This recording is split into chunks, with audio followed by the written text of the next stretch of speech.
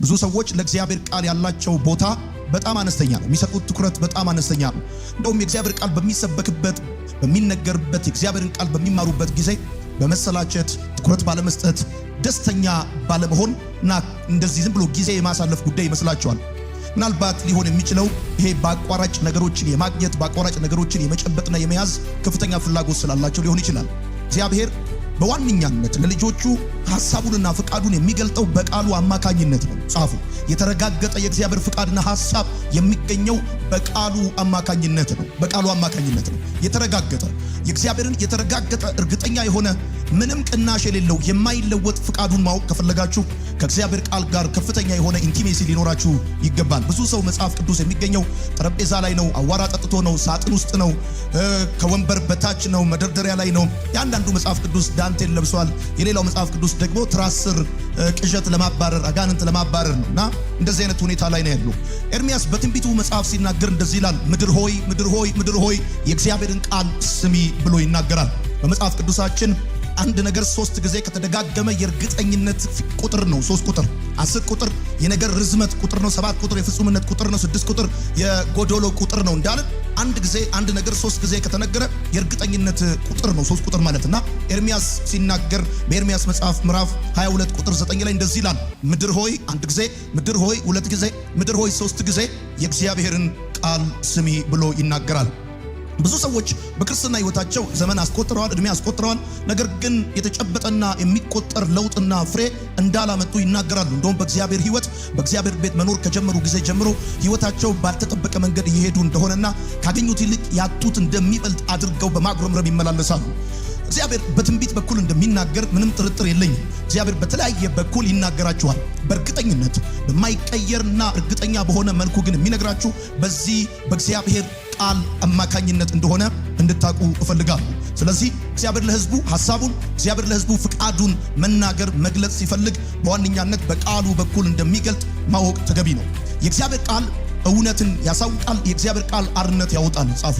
እውነትን ያሳውቃል የእግዚአብሔር ቃል በዮሐንስ ወንጌል መጽሐፍ ምዕራፍ 8 ቁጥር 31 እስከ 32 ድረስ የምትመለከቱት ሐሳብ ነው። ለዛሬ በዋነኛነት መነሻ የምናደርገው የእግዚአብሔር ቃል በዘዳግም መጽሐፍ ምዕራፍ 6 ቁጥር 7 ላይ የሚገኘውን ይሆናል። በዘዳግም መጽሐፍ ምዕራፍ 6 ቁጥር 7 ላይ ያለው የእግዚአብሔር ቃል እንደዚህ ይላል፣ ይህንን ቃል በልብህ ያዝ፣ ለልጆችህም አስተምራቸው፣ በቤት ስትቀመጥም በመንገድ ስትሄድም ስትተኛም ስትነሳም ተጫውተው።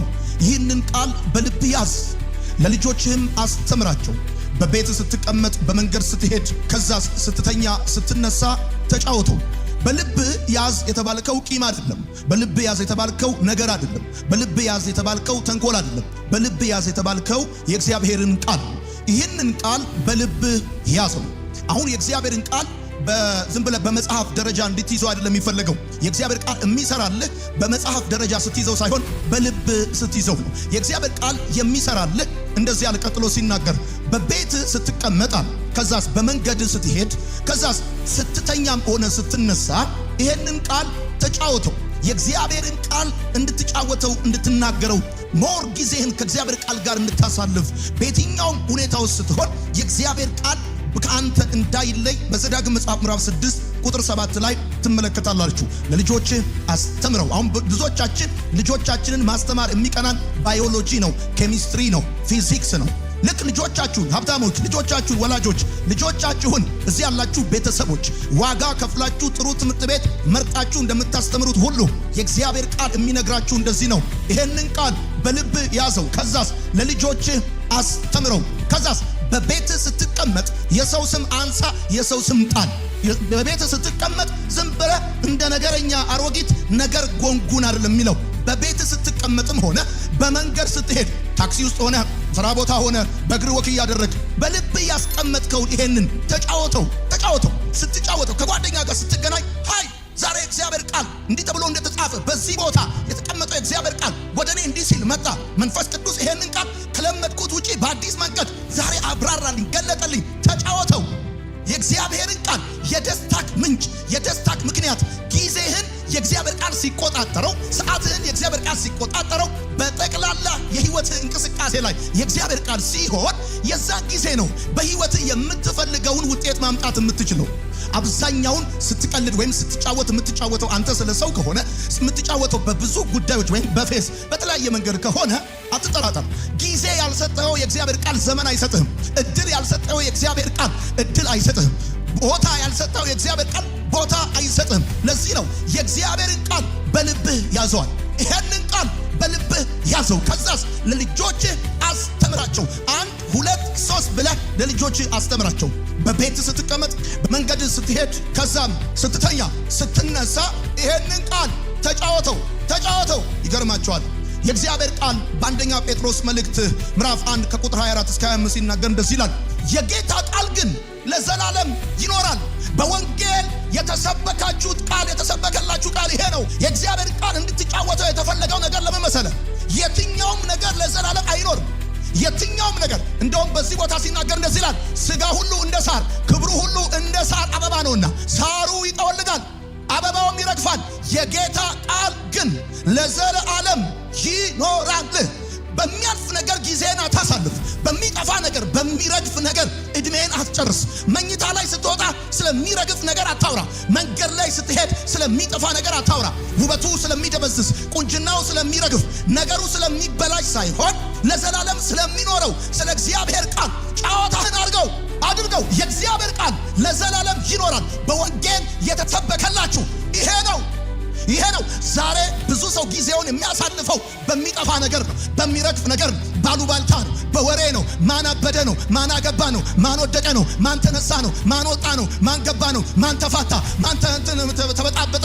በቃ የብዙ ሰው ጉዳይ። እንደውም ብዙ ማህበራዊ ሚዲያን ካያችሁ የእግዚአብሔር ቃል ጄኒውን የሆነ ቃል በሚነገርባቸው ማህበራዊ ሚዲያዎች ላይ ብዙ ፎሎወር የለም። ብዙ ፎሎወር ያለው ስጋ በሚዘለዘልበት፣ ሰው በሚጠበስበት፣ ስም በሚጠፋበት፣ አሉባልታ በነገሰበት ነው። ሰው ንብ ማርን እንደሚከበው የእግዚአብሔር ቃል በሚነገርበት፣ የእግዚአብሔር ቃል በሚጫወቱበት ቦታ ሰዎች አይሰበሰቡም። አንተ የምትገረመው በሰው ጉዳይ ከሆነ አትጠራጠር። ፍጥረት በአንተ ጉዳይ አይገረምም። የእግዚአብሔር ቃል ጊዜ በሰጠኸው፣ በተጫወትከው፣ በደንብ አድርገህ ከቃሉ ጋር አታችድ በሆንክበት መጠን ነው የእግዚአብሔር ቃል የሚሰራልን። ሁሉ ነገር ይጠፋል፣ ይገርማል። ሁሉ ነገር ይረሳል፣ ይገርማል። ሁሉ ነገር ይረግፋል ቃሉ እንደሚናገር። ስንቶቻችሁ ናችሁ የእግዚአብሔርን ቃል በልባችሁ የያዛችሁ? ስንቶቻችሁ ናችሁ ከእግዚአብሔር ቃል ይልቅ ነገር በልባችሁ የያዛችሁ? ሐሜት በልባችሁ የያዛችሁ፣ ተንኮል በልባችሁ የያዛችሁ፣ አሉባልታ በልባችሁ የያዛችሁ። ከብት መታመሙን የምታውቁት ማመንዠግ ሲያቆም ነው። ከብት ማታ ያመነዥጋል ባለቤቱ ሲተኛ። ቀን ውድድሩ ከባድ ስለሆነ ያገኘውን ነገር በጠቅላላ ያስገባና ማታ ያመነዥጋል። የእግዚአብሔር ቃል ሲናገር በቀንም በሌሊትም የዚህን ሕግ መጽሐፍ አስበው አሰላስለው፣ እንድታሰላስለው። ልጄ ሆይ ንግግሬን አድምጥ፣ ጆሮህንም ወደ ቃሌ አዘንብል፣ ለሚያገኟት መድኃኒት ነው አለ። የእግዚአብሔር ቃል ነው መድኃኒት፣ የእግዚአብሔር ቃል ነው ፈውስ።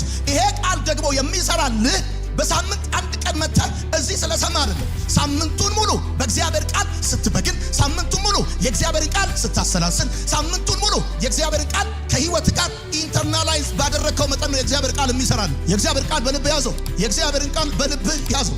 ብዙ ጊዜ ይናገራሉ ሴቶች የምትይዙት ቦርሳ ሰው ሀገር ቢለቅ የማይዘውን ቦርሳ እያያዛችሁ ቤት እየቀየራችሁ የምትመስሉ ሰዎች፣ እንደዚህ ትልልቅ ቦርሳ ከመያዛችሁ የተነሳ ቤት እየቀየራችሁ ነው ወይ የሚያስብል ቦርሳ ይዛችሁ፣ ውስጡ ግን መጽሐፍ ቅዱስ መያዝ የሚከብዳችሁ፣ መጽሐፍ ቅዱስ መያዝ ሼም የሚሆንባችሁ። የእግዚአብሔር ቃል በዘጸአት መጽሐፍ ምዕራፍ 15 ቁጥር 26 ሲናገር እንደዚህ ይላል፣ የአምላክህን ቃል አጥብቀህ ብትሰማ ትፈወሳለህ ይላል። እንደዚህ ይላል፣ እርሱም አንተ የአምላክህን የእግዚአብሔርን ቃል አጥብቀህ ብትሰማ፣ በፊቱም የሚበጀው ብታረግ፣ ትእዛዙንም ብታዳምጥ፣ ስርዓቱን ሁሉ ብትጠብቅ፣ በግብፃውያን ላይ ያመጣሁት በሽታ አላደርስብህም፣ እኔ ፈዋሽህ እግዚአብሔር ነኝና አለ። የአምላክህ የእግዚአብሔርን ቃል አጥብቀህ ብትሰማ ፈውስ ይሆንልሃል። አሁን ዝም ብለህ ብትገኝ አይደለም የሚለው መጽሐፍ። እንደው ዝም ብለህ ቦዲ ፕሬዘንት ማይንድ አብሰንት ብትሆን አይደለም የሚለው። አጥብቀህ ብትሰማ ፈውስ ይሆንልሃል።